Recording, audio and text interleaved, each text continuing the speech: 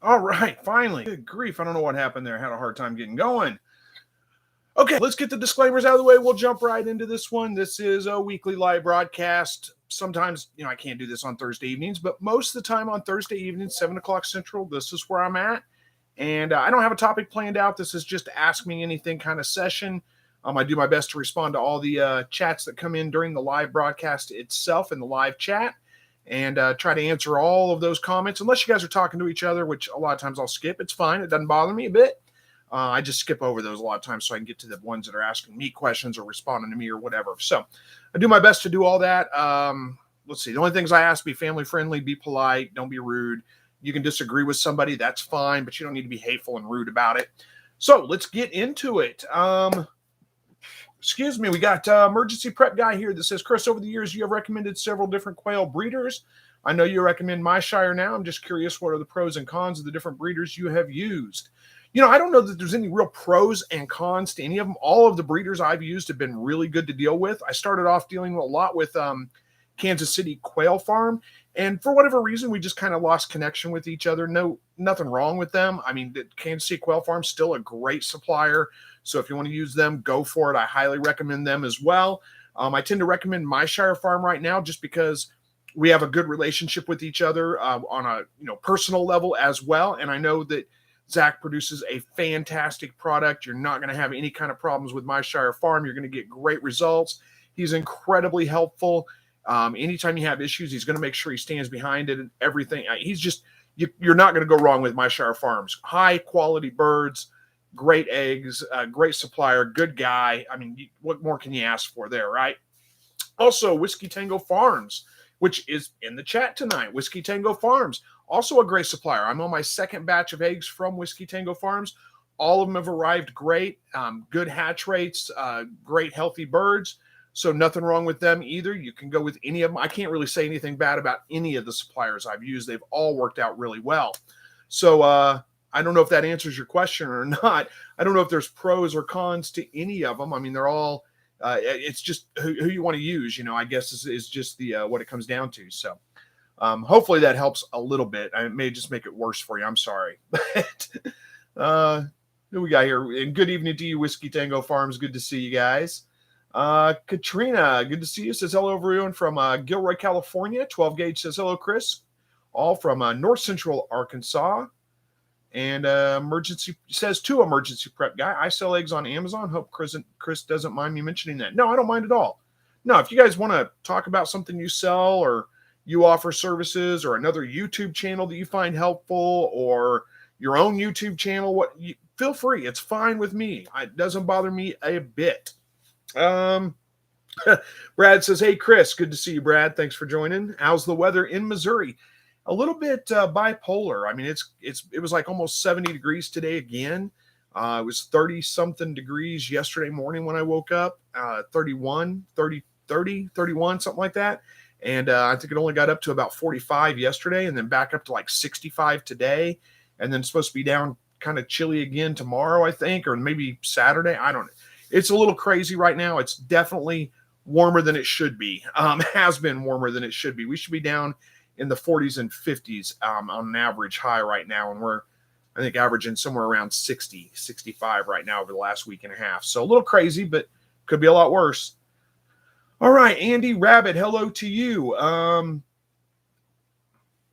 we going here? Sorry, Rednecked Poultry and Aviary says, hey, from North Carolina, setting eggs for the Christmas hatching plus a slew of mine, LOL. I don't know what that means exactly. I lost track here. Setting eggs for the Christmas hatching plus a slew of mine, LOL. Oh, okay. Well, good luck. I hope they all do well. I've got eggs going right now. Whiskey Tango Farm eggs in the incubator. We're going to see how they hatch. I'll do some videos on that, but they were in the mail for over a week. So, I mean, they were sent, well, right at a week, I think. They were supposed to get to me like Tuesday, I think, and I didn't get them till Friday. So they were definitely in the mail a lot longer than they should have. We'll see how they do. I'm sure I'll get some hatching. Blue Farm, hello to you. Tracy, good to see you from North Texas. Ed Got Bait, hello to you. And thank you again for the eggs. I appreciate it. I did finally get them if you didn't hear. Let's see. Oh, Ed, by the way, Ed is the one who donated the eggs from Whiskey Tango Farms to me. So, Blue Farm from Washington State. Good to see you guys. 12 gauge, you're absolutely welcome. And Jay Moore from Michigan. Hello to you. I'm actually from Michigan. Well, I was born in Michigan. My parents are from here. They went to Michigan, had 2 kids, and then moved back. So I was born in Michigan, lived in Missouri since I was about 2 years old. Katrina says, Tortellini the rabbit started to build the nest in her nest box yesterday. Didn't continue. Hopefully she will have babies soon. She seems to be wider than last time when she had one that died. Oh, well, I hope that goes a whole lot better. Yeah, a lot of times you will find that rabbits will kind of start to build their nest, but then they really don't do much more until they actually have the babies. So sounds like a pretty good chance that she's going to have probably, hopefully, a good, big, healthy litter. So good luck with that. I hope it all works out well.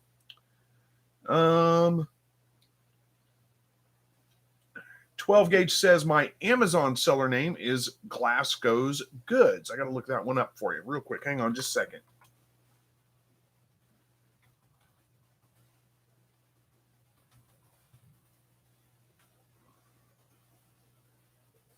Yep, I see. I see your. Oh, you got a whole bunch of stuff on here. All right. Well, I hope that does well. Well, I think this is all you anyway. I'm assuming. Yep, I'll look into that a little bit later. Thanks for sharing. I appreciate that. Where are we at here? Laura Shell Farm says hello from Connecticut. I hope your wife is doing well. She is doing well. Took her a little bit longer. I don't know. Did I share that with everybody? She had hernia surgery last Tuesday, and they went in and started on. Let's see. She had a hernia that she had to have repaired. So they started on the left side, and as they were going in, they found that she had another hernia they didn't even know about. So they had to switch over to the other side. So anyway, everything went well with that. She is recovering now. I think the recovery was a little slower than kind of what we thought it was going to be. She kind of expected to go back to work yesterday, but up through even day before yesterday, she was still kind of having a hard time getting around and just really kind of in a lot of pain. But so she took off the rest of the week. She's going back to work on Monday. But yesterday, she started feeling quite a bit better, moving around quite a bit more. And today she's been moving around quite a bit more, and I think is feeling considerably better. So all is going well so far. Thank you. Tracy says 80 today here in Texas. Yeah, that's not really that unusual, though, is it? Maybe it is. It's a little warm, I guess. When I lived in Texas, I remember it being fairly warm up into December. Really, it didn't start getting chilly, and cold there was like 40 degrees in January and February seemed to be the cold months there, which is kind of similar to here. January and February are our coldest months, but should be cooler than it is anyway. John says, hey, Hal, I'm a gospel preacher, and our midweek service is Thursday night, so I'm never able to make it here. But tonight's class was canceled, so I got to play with you big boys. Well, thank you so much, John. I appreciate that. Hopefully you didn't cancel the class to come to the live broadcast, but either way, we're glad you're here. And sorry you had to cancel your class, because that really is more important than what we're doing here. But thank you for joining. I appreciate that. Tracy says AC is on in the bunny barn. Yeah, at 80 degrees, I imagine. Katrina says the meatball, the rabbit, gets her nest box tomorrow. Wow, you got a lot going on. Hopefully they both do well. Whiskey Tango Farm says we're expecting some creme d'argent. I don't ever know how to say that exactly. How do you say that word? Is it creme d'argent? I don't speak French. I don't know. Anyway, they're expecting those kits here in a day or two. That's one breed I completely forgot to mention when I did best meat rabbit breeds. That's a great breed of meat rabbit as well. So, that's something to look into too if you're looking for some good looking rabbits that also make a good meat rabbit. Hello to you, Sage Wolf. Good to see you. Whiskey Tango Farm says we're doing a Christmas hatching. We set out a bunch of eggs this week. Awesome. I've got eggs in the incubator, but I don't think that really counts as a Christmas hatching because they'll be going into lockdown next Saturday. 12 gauge says post office is super slow right now. Oh yeah, for sure. It's definitely the busy time of year for them. We had my wife recovering from her surgery has been sleeping in the recliner in the living room. And was it Monday? It was Monday or Tuesday morning. The got up, and I'm trying to be real quiet, not wake her up. So I'm sitting in here putting my shoes on in the morning after I take my shower and all that. It's 6:15, 6:20 in the morning, and all of a sudden the dog starts barking like crazy. So I run in there to quiet him down and see what he's barking at. It's the mailman delivering mail at 6:20 in the morning. Poor guy. Anyway, off topic. Katrina says a cream/orange rabbit showed up in my front yard. Been trying to catch it. Lots of almost, but not quite yet. I think it must have been a dumped pet. Yeah, probably was. Get yourself a big, long-handled fishing net, like a big round, fishing net. You might be able to catch it that way, or a live trap. Conservation department will probably loan you one. They loan them out around here, so you can get a live trap, bait it up, and hopefully catch the rabbit and not the neighbor's cat. Gary says, good evening all, 50s and light rain here in South Mississippi. Yeah, that sounds about like what it should be here, but it's not. Charles, see, I have a rabbit that has been laying sideways, wasn't born that way, but feeding okay. Oh, that has its head laying sideways, wasn't born that way, but feeding okay. Will the meat be okay, or did I need to discard it after butcher? No, it should be fine. What it sounds like is you've got a case of Rednecked there. Rednecked can be caused by a lot of different things. One of them is a vitamin deficiency. And I'm maybe getting this mixed up with birds, but it may be the same in rabbits. I don't remember. I'd have to look back at some notes I've got somewhere. I believe thiamine and vitamin E are the two deficiencies that would cause things like Redneck. That's either rabbit or birds or both. I always get them mixed up. I always forget which one it is. So you might look into that. That may be something that can fix it. It could be like a spinal injury of some kind or something like that. The fact that he wasn't born that way, if he's eating just fine, he's getting around just fine, there's probably nothing wrong with him necessarily. If he's close to processing, like I wouldn't worry about it at all, and eating the meat should be fine. You might check his ears, make sure there's not an ear infection of some kind that's causing him to just want to tilt his head and things like that too, but who knows. Tracy says, expecting Florida white litters this week. First doe is hay stashing. Awesome. Good luck with that. I hope it works out well. S.S. Swanson, hello, Chris and all, and greetings from Memphis. Good to see you. Thanks for joining. Laura Shell Farm. Did I read that right? Laura Shell. I know you've told me how to pronounce that, and I keep forgetting. So if I'm getting it wrong, I'm sorry. But says, any luck finding your new rabbit breeding stock? Not yet. I mean, there are some, had some suggestions. It's just the really good stock that I've been able to kind of locate has been considerable distance away, like a 4-hour drive, which is not terribly far, but right now, the holiday season, it's still hunting season. I still haven't got a deer yet. There's just so much going on. I haven't had time to really even think about making a 4-hour trip one way. So 8-hour trip total, to pick up rabbits. Let's see. 12 gauge says, got to make a living somehow. LOL. Yep. You absolutely do. Don't you?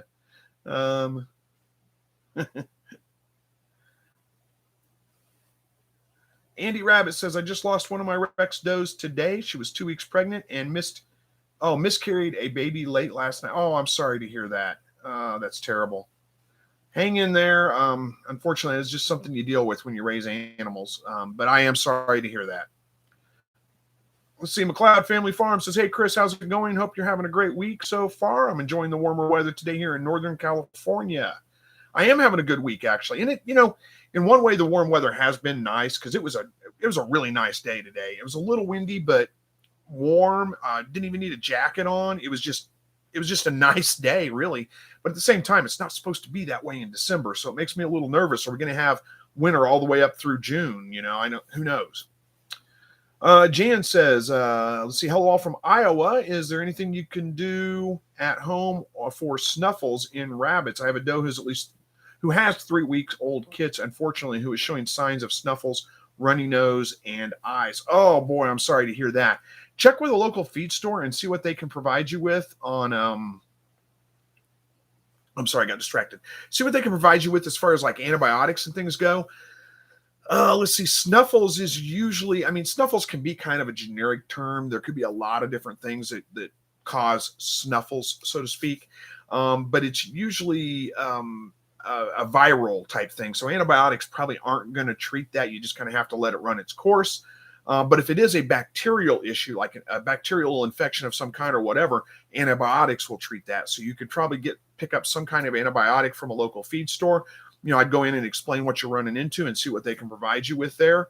Other than that, I'm not real sure. Now, what I would do for sure, I mean, you can't quarantine her from her babies, but quarantine her from, and her babies along with her, from every other rabbit you've got. You don't want that thing passed, whatever it is they've got, you don't want it passed around to the other rabbits. So get her far away from them as you can. Well, far away, 30 feet or so, if you can get them away from that. Make sure that when you handle her, you don't just go handle another rabbit. Wash your hands first before you move on to handle another rabbit, feed another rabbit, any of those kinds of things, just to prevent any of that from spreading. I wish I had a better answer for you, but that's one of those things that, I mean, if it's a viral issue, if it's a virus of some kind, there's not much you're going to be able to do to treat it at home, unfortunately. Nothing I know of anyway. I may not be your best source for that. Katrina says, the Laura Shell Farm, a great story today on My Shire's channel. I need to check that out. I saw the video post, but I haven't got a chance to watch it yet. Katrina says, I hope her recovery goes well. Thank you. It is going well. It is. Thank you very much. Rednecked Poultry. Yes, I got 30 from Whiskey Tango Farm. I'm anxious to see them hatch. I just pulled out 79 babies out of one incubator tonight, but it's not finished yet. Wow, that's pretty good. That's a lot of birds you got going. Good luck with the others. I'm sure they're going to do well. Gary says, glad to hear your wife is starting to improve. Well, thank you. I am too. Ed, my eyes are hurting so I can keep reading the comments, but I'm watching the live. Oh, I'm sorry to hear that. Well, you can watch live anyway. You'll get to hear what the comments are because I read them off before I answer them, but hopefully it's nothing serious. Hang on a second here. Make sure that wasn't important. Oh, no, work stuff, but it's not for me necessarily. I'm just kind of in the loop on that. Okay. Where are we at here? Alex says, hey, from the UK, my quail seem to have started eating a lot more food now as we hit winter here. Is that normal, or should I maybe ration them a bit? Thanks, Chris. Love the channel. So helpful. Oh, good question. My rabbits have started to eat a little bit more too. Well, I don't know how much you mean by a lot more, but yeah, they've started to eat more too as we're going into winter. I think it's pretty normal. This is going to sound kind of confusing because what I typically do is I let the rabbits tell me how much they're going to eat. But at the same time, I don't just free feed my rabbits because they will overeat. What I do then, and it's not uncommon for them to eat more at different times and less at other times. So give them, the normal amount of food that you would normally provide them with. I got a gnat flying around here. And if they, when you go to feed them the next morning, if there's no food left over and when you go to put food in the feeder, they just dive in like they're starving, give them just a little bit more. Like I use I think it's a 6 ounce or maybe it's an 8 ounce cup to feed in. So, a cup that big, and I'll give them maybe that much more.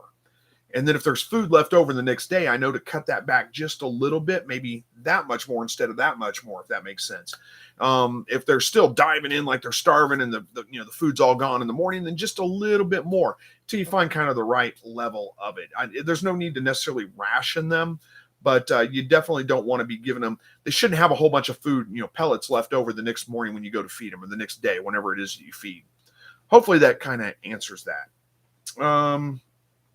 KC Outdoors, good to see you. Savory Life says single digits in northern Minnesota. Yeah. Whiskey Tango Farms has helped me out here. Creme d'Argent. Thank you.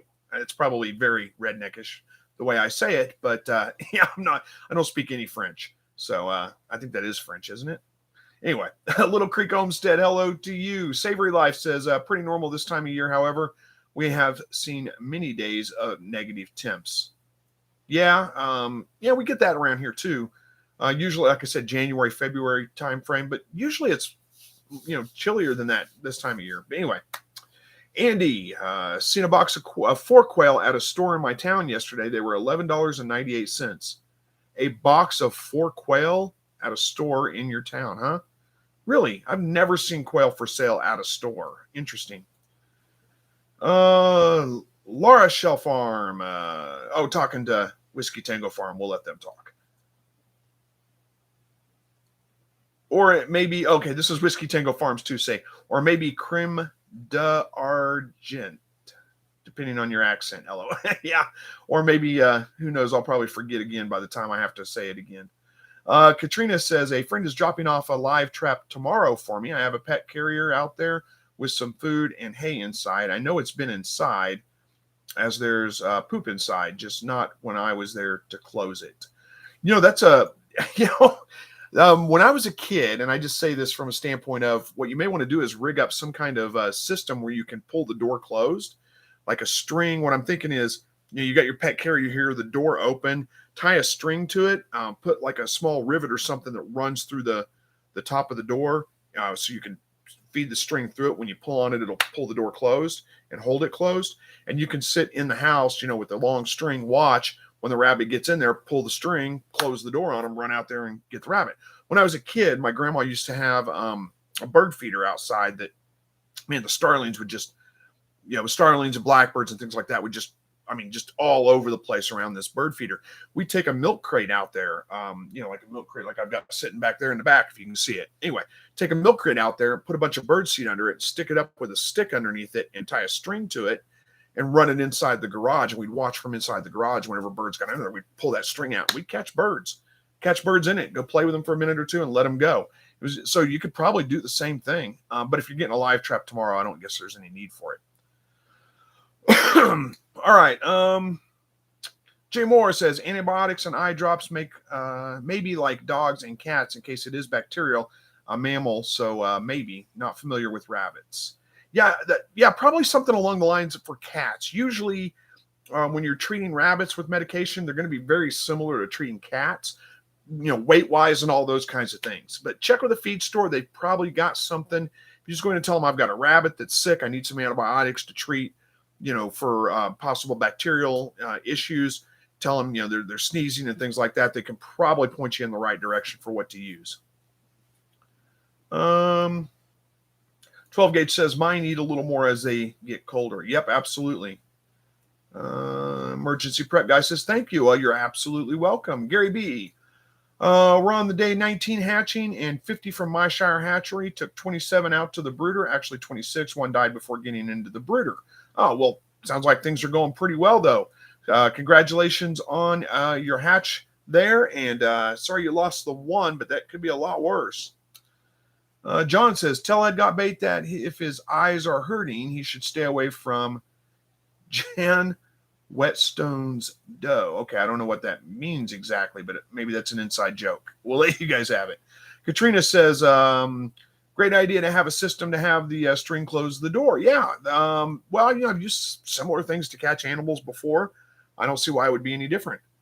Larishell Farm says, question, when I had rabbits, I would keep the feeder full all the time. Guess that was incorrect. Yeah, well, it's not necessarily incorrect. Not all rabbits are going to be a problem by keeping the feeder full all the time, but rabbits can overeat. It's really best to kind of limit their food to just as much as they'll clean up within 24 hours, find the right amount. For a couple of reasons. One, you're going to waste food.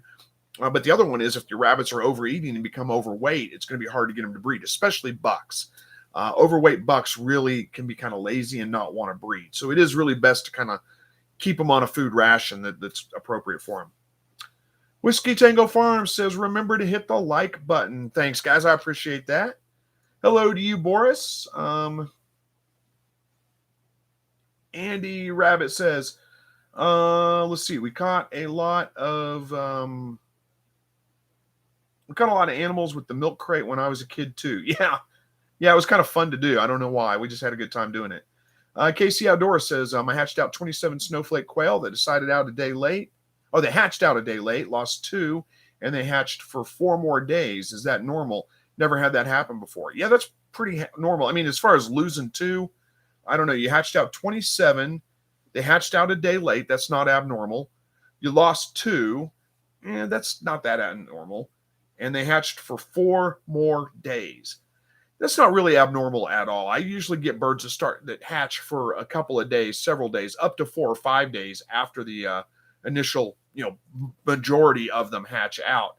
So it doesn't sound like it's really abnormal. If you haven't already, though, it may be a good idea to get a good calibrated incubator or a thermometer. Get 2 of them.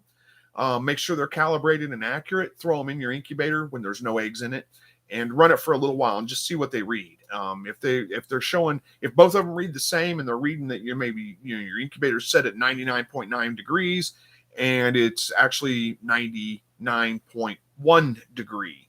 well, then you know your incubator's off by just a little bit. You can adjust it up for that, and that may help kind of make those hatches a little bit more consistent. Craig says, what's your opinion on rubber water bowls for rabbits in the winter? I'm nervous that the rubber they chew off will hurt them. You know, I use rubber Crocs for my rabbits in the winter. I haven't had big problems with them chewing them. I've got a couple of them that do tend to, well, I've had rabbits in the past that have chewed on them, but it hasn't been a long-term issue and it hasn't ever caused any kind of problems. So that's what I use. I prefer them for my rabbits because you can just turn them over and hit them real hard or throw them on the ground and stomp on them, knock the ice out of them and clean them out. So that's my favorite. Jasmine, hello from Southwest Missouri. I hate that I'm late. I know. No attendance taken. Yeah, you already know. But thanks for joining, whether you're late or not. I appreciate it. How late are you? Oh, almost half an hour. Yeah. Well, I don't know what time you posted that comment, but it's almost half an hour late now. Katrina says, have you put a double layer of hardware cloth below your hutches yet? No, I haven't. I keep forgetting to go get hardware cloth, but nothing's bothering them right now. They're doing a pretty good job of staying in the closed-in section at night right now. So I keep kind of forgetting about it. I need to do it. Andy says, my rabbits ate about half the side of every rubber bowl I had. Really? Huh. I haven't had any problems with it, really. If you keep it full of water, that may help kind of deter that too. I don't know. Or give them something else to chew on. Give them an old, 2x4, not treated wood, of course, but an old 2x4, willow branches. There's lots of different things you can give them. Give them something to chew on. Jasmine says, I've put another 30 quail in the freezer. I'm feeling really great about consistently raising meat for myself, family, and friends. If I can do this, most people can. Yeah, you're absolutely right. They can. Well done, though. You should be proud of yourself for that. That's absolutely an accomplishment. Larry Shelfar has a question. have you done anything with hydroponics? Not on a large scale. I have a little arrow garden, 3-pod, system I'm growing some herbs in, which is hydroponics, but I haven't done anything large scale on a hydroponics level. What?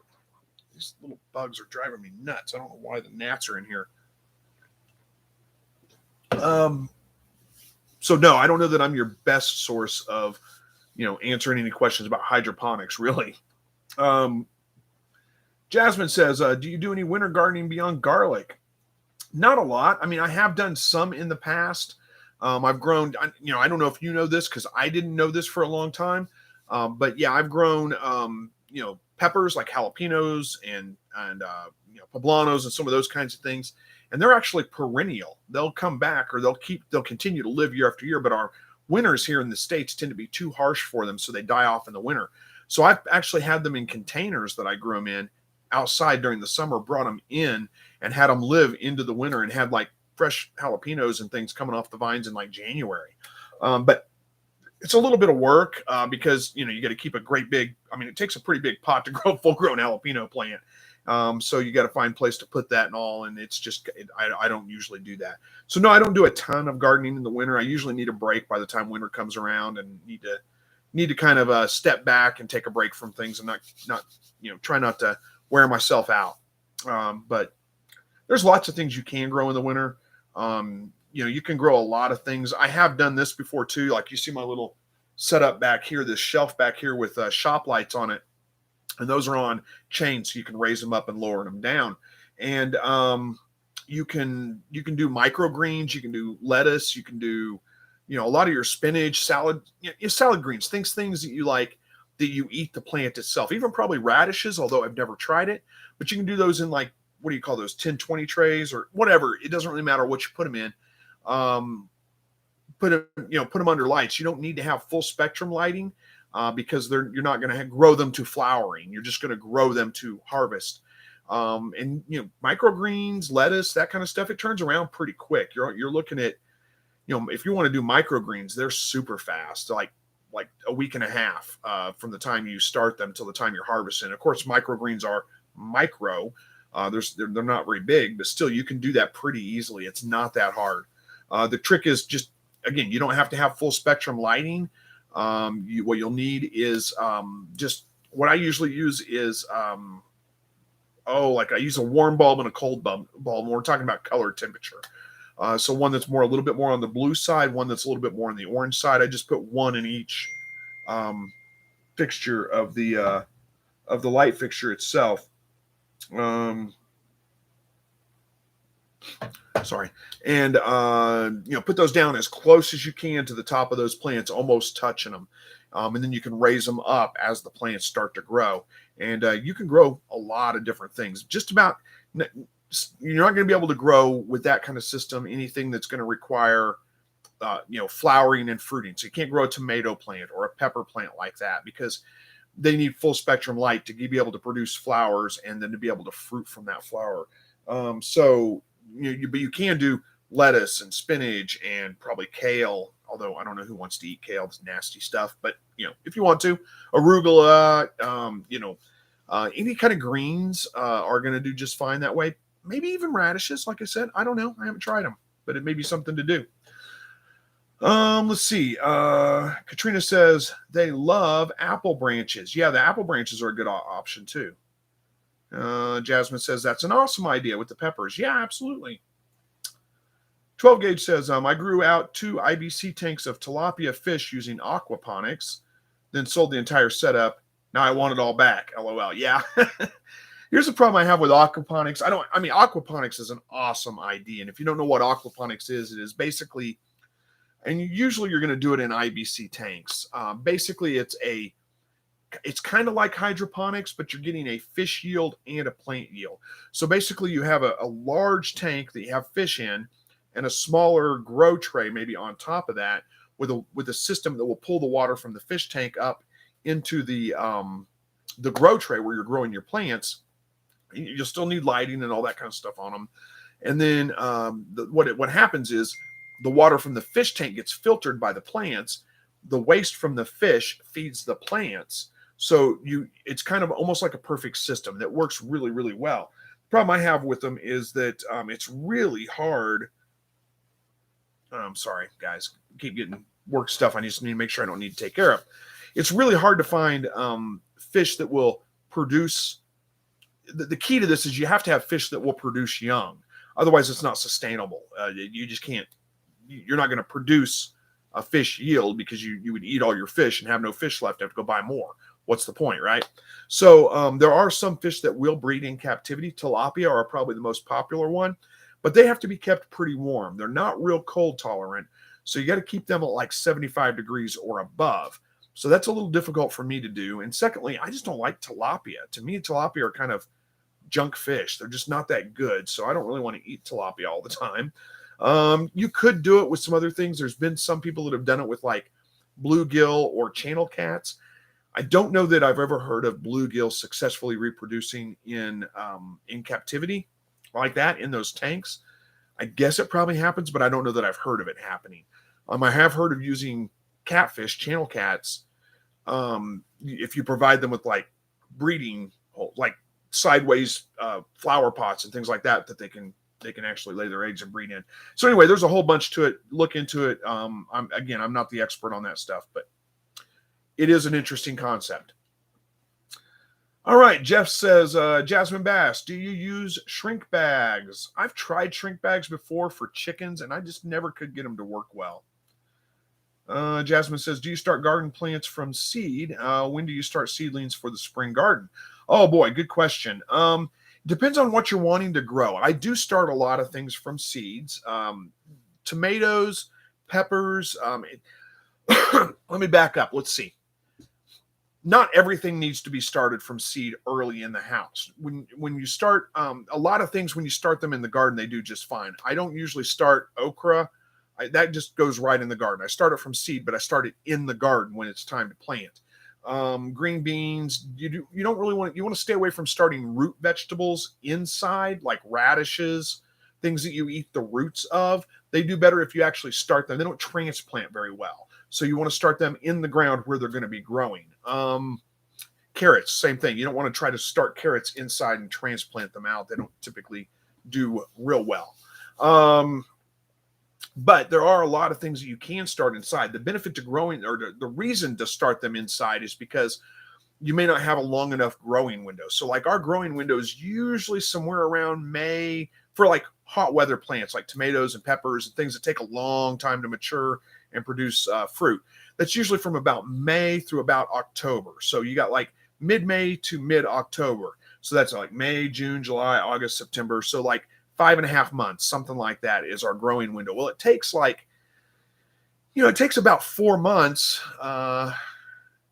Close to 4 months for tomatoes and peppers and things to really, from the time they start in a seed to the time that they start producing fruit for you to be able to harvest. So if you wait to start those in the garden, you're not going to get very much out of them before the cold of winter hits and they start dying off. That's why you start them inside in a pot and get them up to a certain size before you transplant them out to the garden, because you get a jump start on it and you're going to get more production out of your plants that way. So yes, I do start primarily pepper plants and tomato plants indoors. If you're going to grow other things like eggplant, you can start those indoors and transplant them out. Even lettuce, you can start that. I don't see any reason to start lettuce indoor and transplant out though, because it's easy enough. The only reason would be if you're going to grow like lettuce in like my in-ground system like I have, where I have hardware cloth over the top of it and holes cut in it to plant the plants in. Then it makes sense to maybe start lettuce inside in pots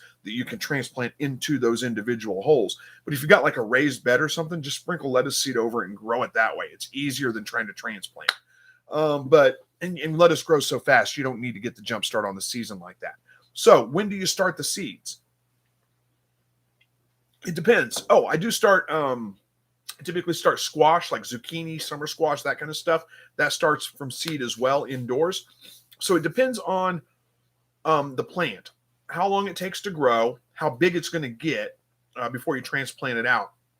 Most of them are going to be 6 to 8 weeks before you plan on planting them out into the garden. So I can usually plan on around Mother's Day. Our average last frost date is April 15th, and I usually give it about a month after that before I plan on putting tomatoes and peppers, and those are heat-loving plants. They don't do well in the cold.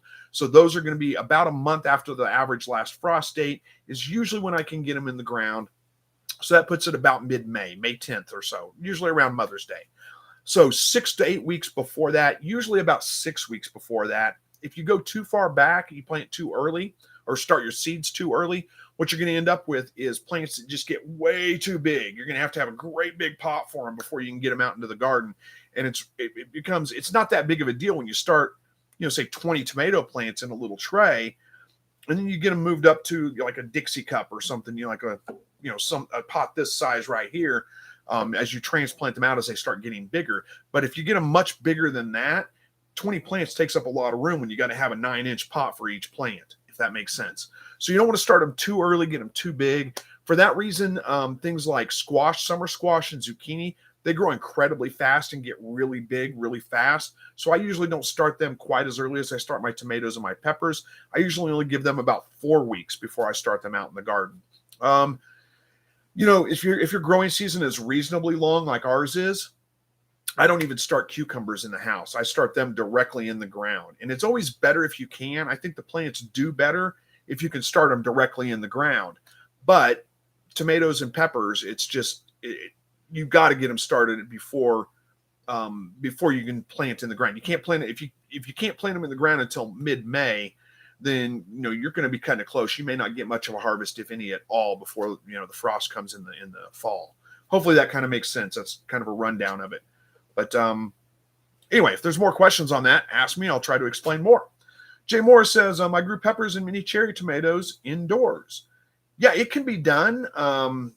You really need full spectrum light to get good flowering out of your plants. I don't know if you had that or not, or how that worked out exactly, but just I've never been able to see them flower and produce fruit under anything but a full spectrum, like a grow light, which can get pretty expensive. But if you have those, yeah, you can absolutely do it. Lara Shell Farm says, I really dislike gardening and pulling weeds. Guess what? I'm really getting interested in hydroponics. Yeah, absolutely. I understand it. It makes sense. If you want to do hydroponics, there's lots of things that are pretty easy to do hydroponically. Again, salad greens, Those are primarily what you're going to be able to easily grow hydroponically.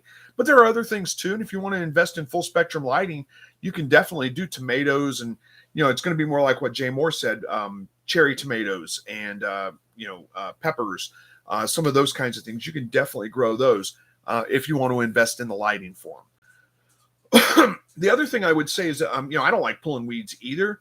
Ground cover is the best thing I ever did for my garden. Just lay that ground cover out, burn holes in it. I don't have hardly any weed problems. I don't pull weeds at all really anymore. When I do, it's just one or two here or there. It's not like a big problem with weeds. It's by far the best thing I've done for my garden. Jasmine says, I don't use shrink bags for the quail at the moment, just vacuum sealed about 8 per bag, 2 meals for me and hubby. Yeah, that's about what I do. Usually about 8 per bag. Actually, I think I usually do 4 per bag, but either way, it's about the same thing.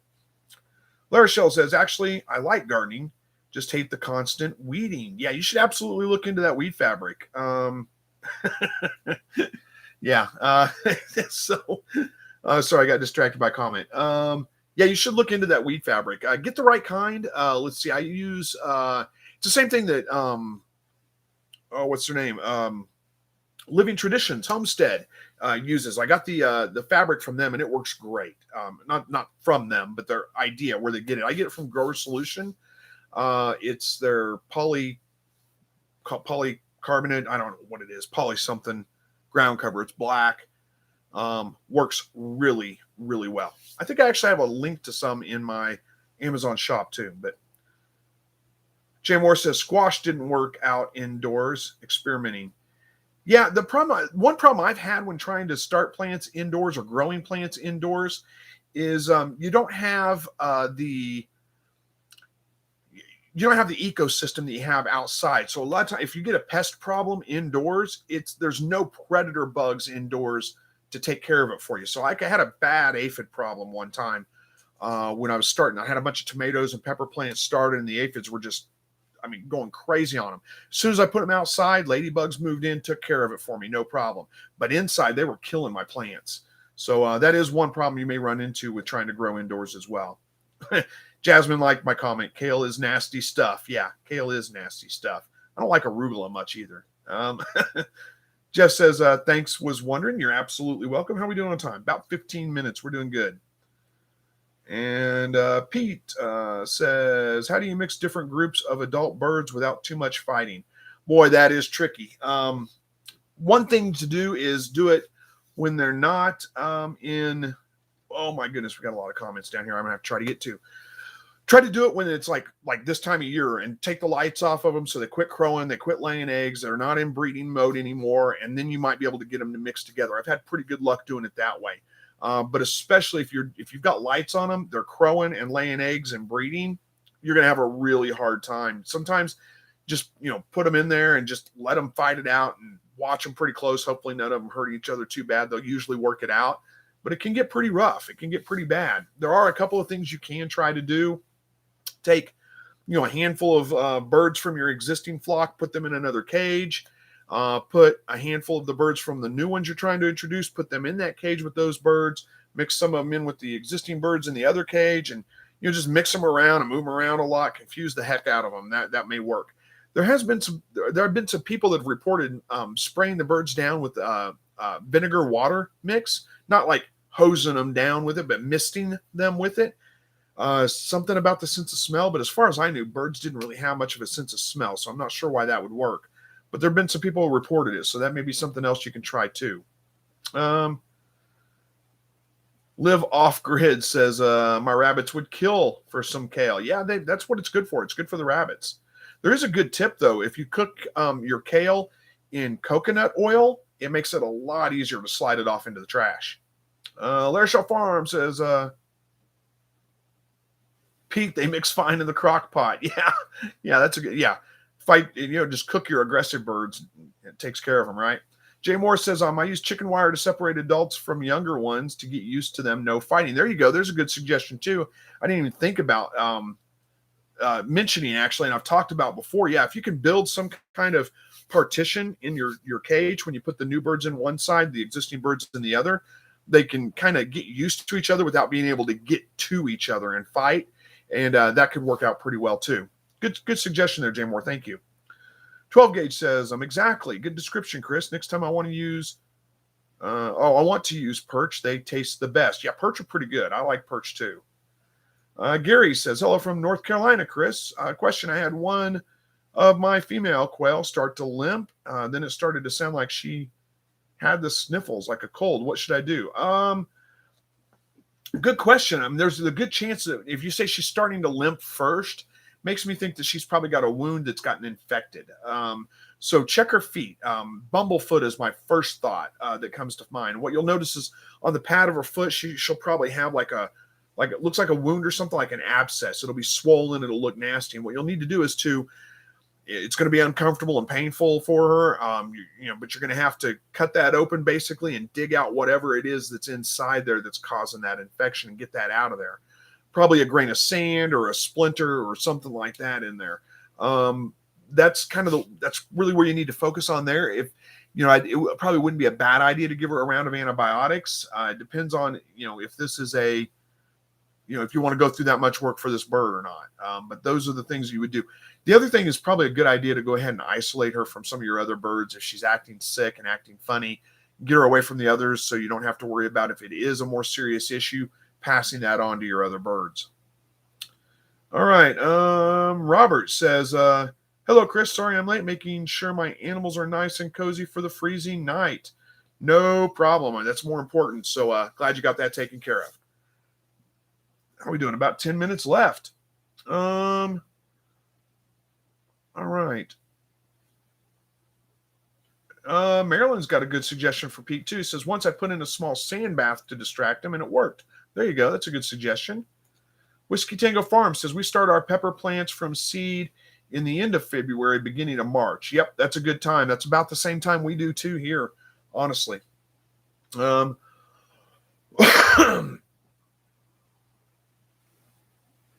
Katrina says, oh my goodness, I laugh out loud whenever I see carrots and beets sold in 6-pack at the nursery. Those are some expensive homegrown veggies. Yeah, no kidding. A 6-pack of carrots that's ridiculous. Beets even, yeah.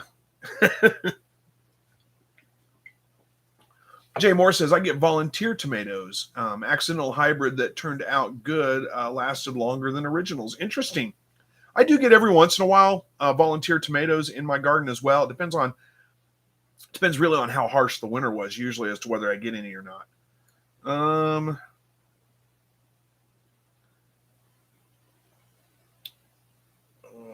Katrina's got a good suggestion for La Rochelle Farm. Says, do you like disc gardening because of the weeds? Try raised beds. They are raised high. They are raised higher up. Yeah, raised beds can be pretty nice. I prefer in the ground most of the time for most things, not all. I just find it's easier to regulate water in the ground than it is to do that in a raised bed. But yeah, there are some definite benefits to raised beds. Now, I will give you a warning with a raised bed. You can still get weeds in it. It still can happen, and it will if you don't cover the ground with something. If you don't have plants growing in the box, you got to cover it, because if you don't cover it, nature will. Steven says, enjoy the videos that help my projects. Thank you very much. I have a question. I have one male quail and 8 females. I would like to get another male. However, I have one cage. Can I introduce a new male? Yeah, it's going to be tricky to do. Yeah, you can absolutely do it. 8 females and 1 male. Is that what you said? Yeah, you can absolutely do it. It is going to be tricky. There's probably going to be some fighting that goes on. If you want to introduce them, the easiest way is going to be take all the lights off of them and, wait till they stop crowing and stop laying eggs, and then put the new male in there. Chances are they'll get along a lot better that way. And then you can give them a couple of weeks like that and then put the lights back on and get them going again. You may still get a little bit of fighting when they first, start kicking back up with the crowing and then laying eggs. But it's usually not nearly as severe at that point. Or some of the other suggestions, partition it off with a little bit of wire or something so you can put the new rooster in one side of the cage, let them get acquainted with each other without being able to actually get to each other. And then after a couple of weeks, a week or 2 of that, you should be able to open it up and let the new rooster in. Jasmine says, I just bought celery seeds from Baker Creek, an heirloom French variety and a red hardy variety. The package says 8 to 12 weeks from seed to garden transplant. For celery, interesting. Yeah, I'm not an expert on growing celery. I've I've never really grown it. The only thing we've done is, when you cut the end of the celery stalk off that I bought from the store, put that in water, and it'll sprout and start growing celery. And then we've planted that and grew it up fairly good size. Never did harvest it though for some reason. So I don't know. Good luck. I hope that works out well. 12 gauge says, I bring my peppers in each year. Some of the plants are going into their 6th year now. I have a huge south-facing window in my living room. Yeah, that must be nice. I have one south-facing window really in my house. Well, I have two. I have one in here too, but it's a pretty tiny window, not much there. The one in the kitchen, the dining room itself, is south-facing. If you guys have seen me sit in there to do videos, especially in the wintertime, it's just plants all over the place in there. It's the only south-facing window we have. So that's where all the plants go. There's just not much room there. PJ Homestead says, my quail are laying about 4 to 5 eggs a day. There are 6 hens. Yeah, I don't know if you're looking for more eggs out of them or if you want to know if that's normal or not, but I mean, that's not bad. 4 to 5 eggs for 6 hens. That's all right. If you want to make sure they continue laying, I mean, it's wintertime. The days are getting pretty short. They are pretty short. Add some light, get the hours of daylight up to 14, 15 hours a day. Just know this, we're getting into the shortest part of the year. I mean, the winter solstice is just a couple of days away, and that's the shortest day of the year, isn't it? Or am I getting that wrong? No, I think that is the shortest day. Anyway, either way, the shortest day of the year, daylight-wise, is coming up pretty quick, whether it's the solstice or another. I can't remember now. But either way, you get what I'm saying. So even with supplemental light, it may be hard to keep them laying consistently for the next couple of weeks. Sounds like you're doing a pretty good job. You're still getting 4 to 5 eggs a day. Now, once we get past that solstice, the days start getting a little bit longer. It'll get progressively easier. What I usually find is that even with supplemental light, my birds are outside though, even with supplemental light, towards middle of December till about middle of January, I get real sporadic egg production, and then they start picking back up. No problems. But that's probably what you're going to run into with that.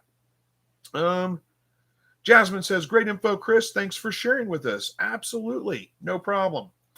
Katrina says, I've learned that peppers need to be planted way earlier than the packet says. They need to be planted into the ground way later than I want it to.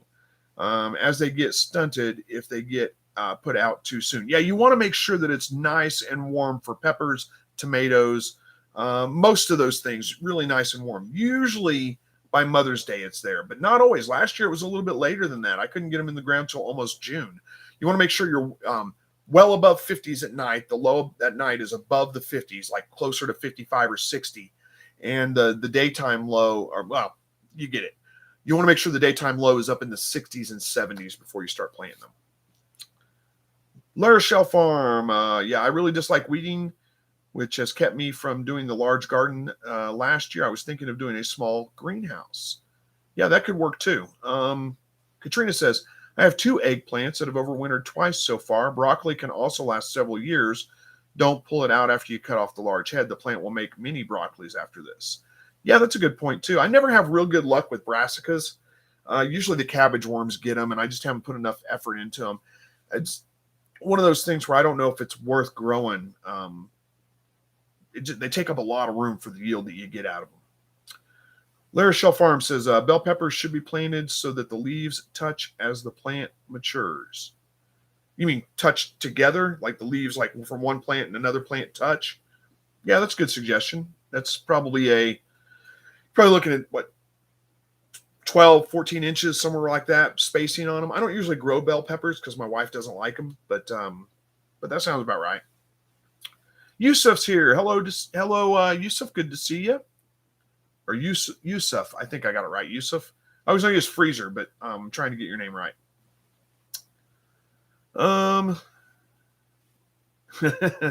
Yeah, Katrina's got a good suggestion too, though. She says to La Rochelle Farm, weeding went way down when I put wood chips on my yards, 8 to 12 inches. No, I agree. Wood chips are fantastic. The only problem with wood chips is, like you said, you got to have 8 to 12 inches of wood chips, and they break down fairly quickly, so you got to keep replacing them over time. That's the great thing about the ground fabric I'm using. I'm going on 3 years now with this stuff, and it's still going strong. I haven't had to put any more on it. It works great. Gary, hello to all the Quail family and friends. Hello to you too, Gary. Good to see you. Oh, we only got about 4 minutes left. I got to start moving, don't I?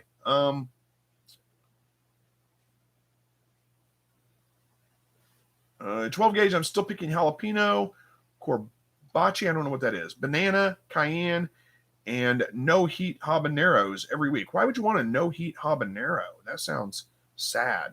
But anyway, congratulations on that. Yeah, you can definitely get peppers to go a long time. Pierre Franklin says, in case I don't get another chance, hope you have a good Christmas and celebrate the birth of our Lord and Savior. God bless, loving the fashion too. Okay, I don't know what oh, like my shirt? Is that it? Maybe. Okay, thanks. But yes, absolutely. Hope you have a good Christmas as well. And yes, I do celebrate the birth of our Lord and Savior. Katrina says Baker Creek's a good company. They absolutely are. I agree. They put on Heirloom Expo every year in Santa Rosa, California. Proceeds go to school gardens. Haven't done it in the last 2 years. Hoping next year. Yeah, they're not too far from me here. They're in Missouri, and I mean it's about an hour and a half, maybe a little further drive, but not much. I've often thought about going out there to one of their expos or spring expos, but I haven't made it yet. Airshell Farm says, Katrina, good tip on the wood chips. Father-in-law would empty his grass clippings in the rows to keep weeds down. Yeah, I do that too, or I have done that before too. But it, again, they just break down so fast. You got to keep on top of it.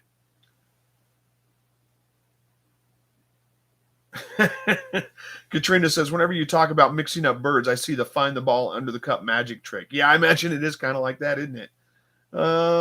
Jasmine says, yeah, I'm only about 2 hours away from Baker Creek Seed Company and always hope to get to their planting festival. Love them. I do. I like Baker Creek too. One of my favorites. Larry Shell Farm says, enjoy the rest of your evening, folks. You too. Gary, thanks, Chris. I did separate her. Good. I'm glad to hear her. And hopefully that gets better. Interesting. You had volunteer celery that came up this year from a volunteer celery that came up last year. Interesting. And 12 gauge says you're correct. I don't know what I was correct on, or if you're even talking to me. Lorraine, has anyone else had to do this or had to do this? Breeder said clean with warm water and then use triple by antibiotic lotion. I don't know what we're talking about doing. So it's hard for me to answer. But if you are going to use, that sounds like treating a wound or whatever. Yeah, that's probably how much you would. Wash it out, clean it up real good, treat it with triple antibiotic ointment. But do stay away from antibiotic ointments that have pain reliever in them. Pain relievers can be toxic to your animals, so you want to stay away from that. But just, as long as it doesn't have pain reliever, it's fine. Nick Build says, I had to recently put down a 4-week-old quail as it developed a neck disability. Its head wasn't straight, but to the side. Yeah, sounds like wry neck, which is the same thing we talked about with the rabbits earlier. It's probably a vitamin deficiency. Vitamin E and thiamine would be the two that would be causing that. Or if it was a, let's see, did you say how old it was? 4-week-old quail. A lot of times with baby quail, it's just maybe they were a late hatcher. That seems to be more of a defect from like low incubator temperature or something like that, which may not be across your whole incubator. It may just be, maybe it's got hot spots or cool spots in it. But typically what I find is those birds that are usually affected by that at a young age, like a couple of weeks old, are usually the ones that hatched out really slow. They were the late hatches, or maybe the incubator temperature was off a little bit on that. Yeah, thank you, Rynick. You said December 21st is the solstice and the shortest day, light day. Yeah, absolutely. I'm glad I got that right. I always get mixed up and second guess myself, but we're gonna have to wrap this one up pretty quick. 12 gauge says peppers like to hold hands, so close together is good for them. Yep, absolutely. How are we doing? Oh, I'm almost through the comments. See if I can get through them all quickly before there's a bunch more that pile in.